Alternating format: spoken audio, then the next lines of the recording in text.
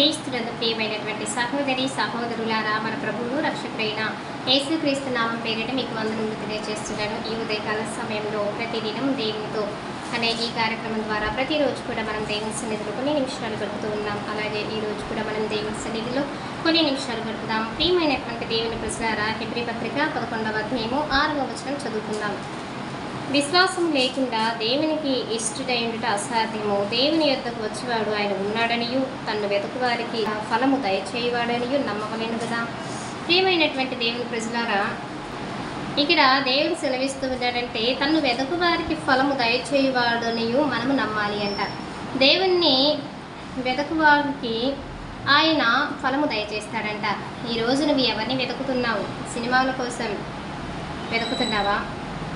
షాపింగ్స్కి వెళ్ళాలని వెతుకుతున్నావా? క్లబ్స్కు వెళ్ళాలని వెతుకుతూ ఉన్నావా? ఏం వెతుకుతున్నావు నీవు? దేవుడు సెలవిస్తున్నాడు, ఆయనను మనం వెతికితే మనకు ఫలం దయచేస్తాడు అని.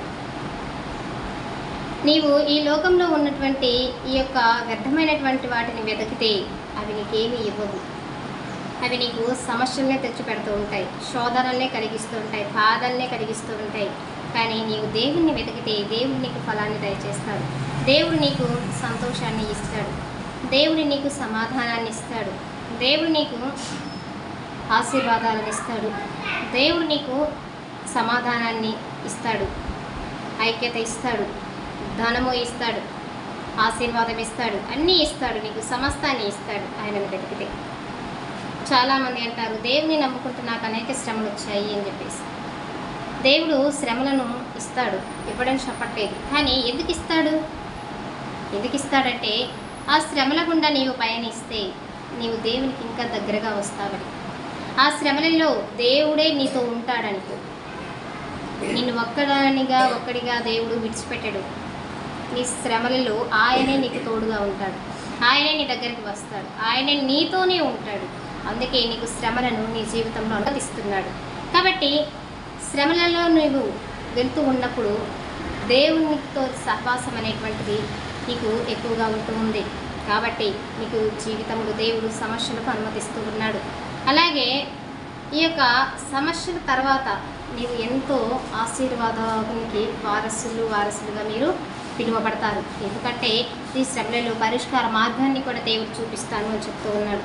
ఎన్ని శ్రమలు వచ్చినా, ఎన్ని కష్టాలు వచ్చినా, ఎన్ని బాధలు చేసినా కూడా దేవుడు మనకు తోడుగా ఉంటాడు.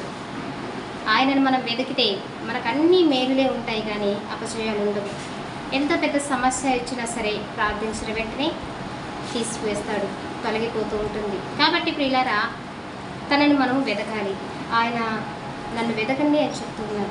యెహోవాను వెతకువారు నూతన బలము పొందుకుంటారు, నూతన ఆశీర్వాదాన్ని పొందుకుంటారు, నూతన హృదయాన్ని పొందుకుంటారు, నూతన మనస్సును పొందుకుంటారు, నూతన బలాన్ని పొందుకుంటారు. మరి దేవుణ్ణి వెతకాలి కదా. దేవుణ్ణి వెతికితేనే కదా మనకు అనేకమైనటువంటి దీవెనలు వస్తాయి.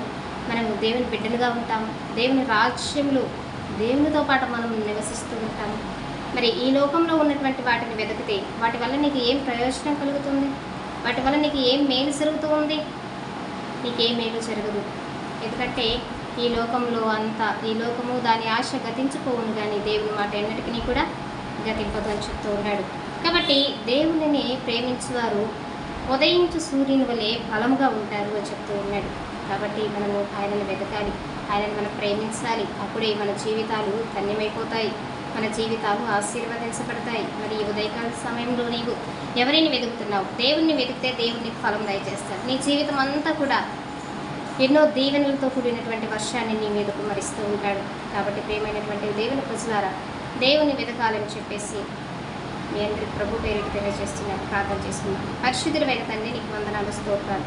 దయగలిగిన తండ్రి, కృపగలిగిన యేసయ్య, మహోన్నతుడా, ఈ ఉదయకాల సమయంలో నిన్ను వెతుకు వారికి ఫలము దయచేస్తాము అని చెప్తున్నావు తండ్రి. ప్రతి ఒక్కరు నీ ఉన్నామని నమ్మకతో ఉండి నిన్ను ఆరాధించేటువంటి బిడ్డలుగా, నిన్ను వెతికే బిడ్డలుగా ప్రతి ఒక్కరి హృదయాన్ని మీరు సహాయం చేయమని, ఆ యొక్క హృదయాలను బలపరచమని యేసయ్య నామములో అడుగుచున్నాను తండ్రి. ఆమేన్.